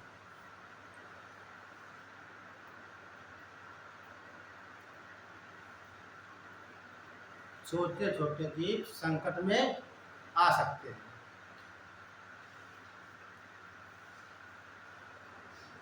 अगला समझिए, जब आप पे ग्लोबल वार्मिंग कब होगी, ताप बढ़ेगा। तो ताप बढ़ेगा तो होगा क्या, जल का वाष्पीकरण कम होगा, ज्यादा होगा, जल का ज्यादा होगा। तो जब ज्यादा होगा तो क्या बढ़ेगा, आसमान में आर्द्रता बढ़ेगी। आर्द्रता बढ़ने से क्या होगा, बरसात ज्यादा होगी। बरसात ज्यादा होगी तो क्या होगा, बाढ़ आएगी। बाढ़ से जनजीवन नष्ट हो जाएगा। समझ में आ रहा है, ठीक है। तो वाष्पीकरण बढ़ने से क्या होगा, आर्द्रता होगी। आर्द्रता का मतलब बादल। आर्द्रता बढ़ने से बरसात ज्यादा होगी। तो बरसात ज्यादा होगी, जो दूर के क्षेत्र हैं वहाँ तमाम प्रकार की बीमारियां उत्पन्न होगी। अब जैसे तराई क्षेत्र जो है वहाँ पर आर्द्रता ज्यादा रहती है, तराई क्षेत्रों में आर्द्रता ज्यादा रहती है, वहाँ पर हमेशा लोग बीमार रहते हैं, क्योंकि वहाँ पर जैसे मच्छर वगैरह है सबसे ज़्यादा पनपते हैं। आपने देखा है, जैसे गोरखपुर देखिए, बहराइच देखिए, जो बॉर्डर पड़ता है वहाँ पर हमेशा जो बीमारी आती है। अभी आई थी जापानी, जो सरकार से आया था, तमाम बीमारी तराई क्षेत्र में आती है, वहाँ से बात धीरे धीरे बढ़ती है मैदानी क्षेत्र। ठीक है, तो अगला पॉइंट नोट करिए, अधिक वाष्पीकरण होगा। अधिक वाष्पीकरण होगा।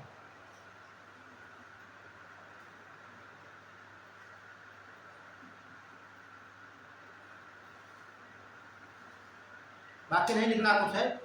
अधिक वाष्पीकरण होगा, तमाम कारण बता दीजिए। एक तमाम प्रकार की आर्द्रता बढ़ेगी, बीमारियां उत्पन्न होंगी और बाढ़। यदि आप मेल्स में से लिख देंगे, यदि आपको कभी मौका में लिखने को, ठीक आपका हमेशा सवाल मिलेगा आपको यहाँ से, ठीक है। तो सीधे बढ़िया बना के समझा के लिख देना, तो बता रहे आपको बहुत बढ़िया नंबर मिलेंगे। ठीक है, सौभाग्य रहा तो मेरे से। आर्द्रता क्या होगी, बढ़ेगी। अब देखिए, जब आर्द्रता बढ़ेगी बीमारियां हो गई। अब देखिए मैंने कहा वाष्पीकरण।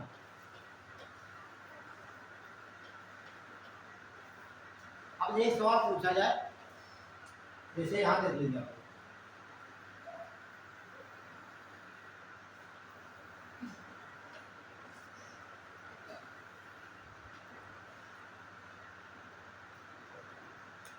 ये 0 डिग्री एक का रेखा है, बता चुके पहले। फिर पूछ रहे थे ग्लोबल वार्मिंग बढ़ने से, ठीक है, भूमंडलीय तापमान बढ़ने से सबसे ज्यादा खतरा भारत को होगा। ठीक है, यहाँ पर जिम्बाब्वे मान लीजिए, यहाँ पे जिम्बाब्वे नहीं होगा, यहाँ पर कीनिया है आपका। ठीक है, ये पूछा जाए वैश्विक तापन या भूमंडलीय तापन या ग्लोबल वार्मिंग बढ़ने से कौन से देश सबसे अधिक प्रभावित होंगे? कॉमन सेंस की बात है, दिमाग लगा के बताइए। एक ये क्षेत्र है पूरा, या ऑटोमेटिक बताए हो कौन से देश हैं। कांगो पड़ेगा, कीनिया पड़ेगा, युगांडा पड़ेगा, है ना, ये सब मैंने लिखा है आप लोगों को। और गिनी, ठीक है। तो ज्यादा प्रभाव भारत में पड़ेगा कि यहाँ को कीनिया कहाँ पड़ेगा बताइए? क्यों?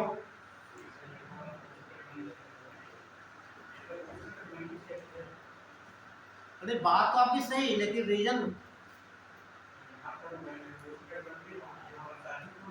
बरसात ज्यादा होगी। हाँ ठीक, सब सहमत है। बरसात ज्यादा क्यों होगी?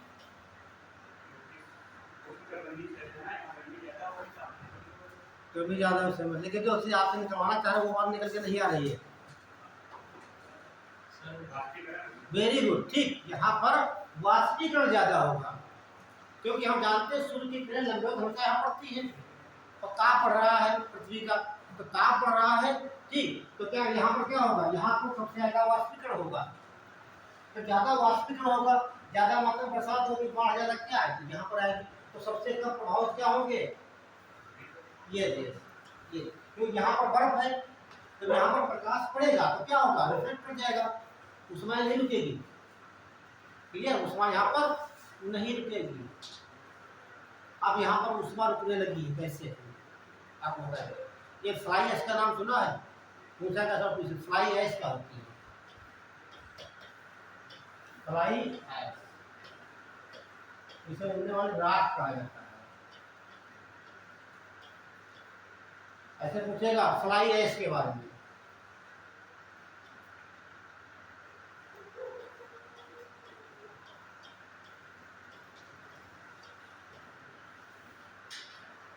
ऐसे पूछेगा ये फ्लाई ऐश क्या है? Very good. आपने देखा होगा इस समय तो पुआल जो होता है, पैरा, गेहूँ धान जैसे होता है, ये इनको जलाने में रोक लगा दी गई है। क्यों लगाएंगे समझिए यहाँ पर थोड़ा। सीधा संबंध ग्लोबल वार्मिंग से इससे है, ठीक है। सीधा संबंध ग्लोबल वार्मिंग से कैसे? सुनिए, जब आप कोई चीज जलाते हैं, जंगल में आग लगे, समझना, जंगल में आग लग रही है, आप होली जला रहे हैं या खेत को जला रहे हैं या कोई चिमनी से कोयला निकल रहा है, तो होता क्या है? इसमें छोटे छोटे कार्बन की होते हैं। किसके होते हैं? जो आप पेड़ पौधे किसके बने हैं? सब सेलुलोज के बने हैं। संसार में जितने पेड़ पौधे हैं सब किसके बने हुए हैं? सब सेलुलोज, हमारा कार्बोहाइड्रेट है, सेलुलोज के बने हुए हैं। उसमें है क्या? कार्बन है। क्या है? कार्बन है। तो जलेगा तो रहेगा कार्बन ही, तो जल के क्या जाएगा? आप मान लीजिए धान का खेत जला दिया, ठीक, तो आप देखें काली काली काली के ऊपर जाती है, और ये काली है धान कैसी है? ये जो काली होती है तो आसमान में जाएगी, ये आसमान में फैल गई इससे। अब वही कारण ये हमारी पृथ्वी है, ठीक। जब रेडिएशन दिन में तो प्रकाश पृथ्वी ने अवशोषित कर लिया, तो रात में यहाँ से उत्सर्जन होगा ऊष्मा का, तो ये हमारे क्या है? काले काले कण हैं। आप जानते हैं तो काले पदार्थ होते हैं ऊष्मा का अवशोषित कर लेते हैं, है ना।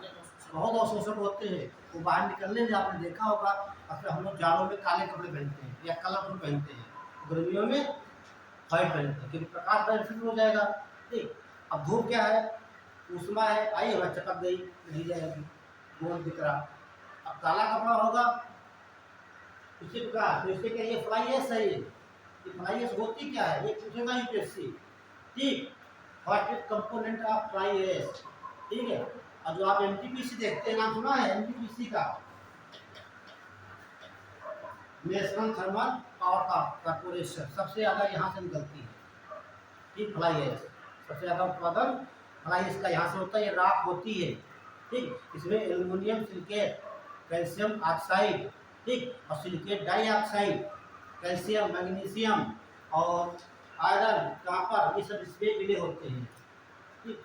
अब जो ज़्यादा मात्रा में ये उड़कर जाएंगे ऊपर, और ये हमारी पृथ्वी है, यहाँ पर किसकी चादर है ये? समझना हमारी बात। ये आपकी हो गई पृथ्वी है। आप जानते हैं ये क्षेत्र कैसा है, बर्फ का है, बर्फ। अब प्रकाश पड़ा यहाँ तो सीधे पलट कर गया, लेकिन जब फ्लाई एश उसका आसमान में जाएगी तो कहाँ जमेगी ये? यहाँ पर जम जाएगी, बर्फ के ऊपर एक चादर बन जाती है। अब जब प्रकाश पड़ेगा इस पर तो क्या होगा? ये हमारे कण अवशोषित कर लेंगे। तो अवशोषित कर लेंगे वो, तो होगा क्या? ये बर्फ पिघलेगी, तो पिघल कर नदियों में आएगी, ठंडी शुरू हुई, नदियों में आएगी, समुद्र का तल बढ़ेगा और छोटे छोटे द्वीप क्या होंगे? डूब जाएंगे। तो बहुत बड़ा रोल होता है तुम्हारे फ्लाई एश का भूमंडलीय तापन में। ठीक है, क्योंकि ये आसमान में जाकर काली होती है, उसमें अवशोषित कर लेगी, उसमें अवशोषित करने के बाद जाने नहीं देगी, तो वायुमंडल का ताप ऑटोमेटिक बढ़ जाएगा। ये बर्फ के ऊपर जाकर एक पट्टी बना लेती है। मान लीजिए एक बर्फ पड़ी है आपकी, ये बर्फ की पट्टी है, यहाँ की है, तो इसके ऊपर एक पट्टी बना लेती है, बनते बनती है काली काली पट्टी बन जाती है। यही आपकी फ्लाई एश होती है। पट्टी बन जाएगी और सूर्य की प्रकाश पड़ेगा यहाँ पर, ये ऊष्मा को अवशोषित कर लेती है। अवशोषित कर लेगी तो ऑटोमेटिक बर्फ क्या होगी? ठीक है, तो फ्लाई एश अभी नोट कर लेना, कंपोनेंट क्या होते हैं फ्लाई एश के। क्या बता रहे थे, मतलब बताइए। नहीं, फ्लाई एश के पहले क्या बता रहे थे? नेगेटिव इफेक्ट हो गया। अच्छा हाँ, कर लेते निगेटिव इफेक्ट कर लेते। हाँ, ये थी वाष्पीकरण। जब यहाँ पर ज़्यादा वाष्पीकरण होगा तो बरसात ज़्यादा होगी, तमाम बीमारियाँ उत्पन्न होंगी। तो ग्लोबल वार्मिंग बढ़ने का मतलब सबसे ज़्यादा देशों को बहुत होंगे तो भूमध्य रेखा पर स्थित। नोट कर लीजिएगा। देखिए, भूमंडलीय तापन के बढ़ने से,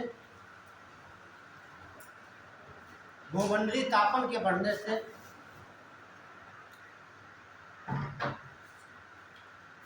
सबसे अधिक वह देश प्रभावित होंगे,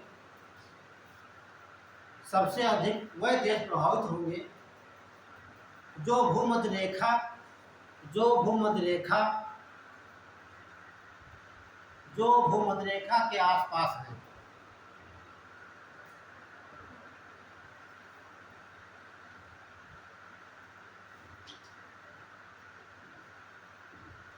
क्योंकि यहाँ अधिक गर्मी होने से, क्योंकि यहाँ अधिक गर्मी होने से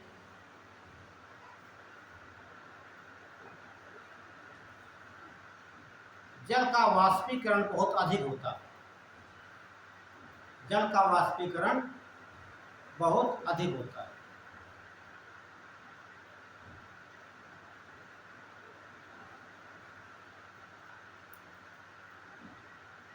बस यहीं पर स्टार्ट करते हैं। डाल लीजिए फ्लाई एश, अगली क्लास में पूरा कंप्लीट कर देंगे।